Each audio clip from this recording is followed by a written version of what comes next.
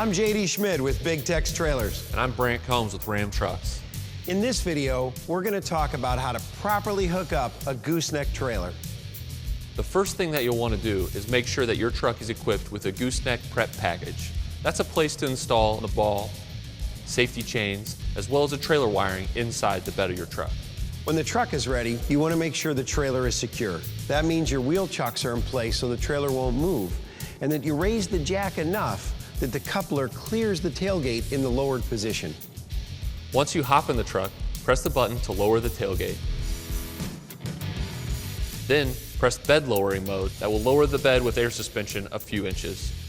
Once the truck is in reverse, you can back up using your cargo view camera with dynamic grid lines to make sure that you're backing up at the perfect angle. As you get closer, use the zoom function to make sure that the coupler is aligned perfectly with the ball.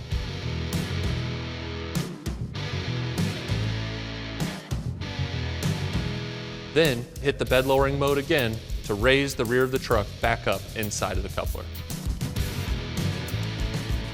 Once the ball and coupler are engaged, then you can use the pin to lock it down. Attach your safety chains, your breakaway cable, and of course, the wiring from the trailer to the truck. After that's complete, you can close the tailgate and then crank the jack to make sure it's all the way up and out of the way. Then, press the hazard button in the truck to check your trailer lights,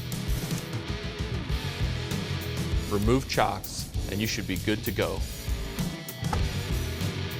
Once you're headed down the road, don't forget to set your trailer gain. That's a look at how to properly hook up a gooseneck trailer.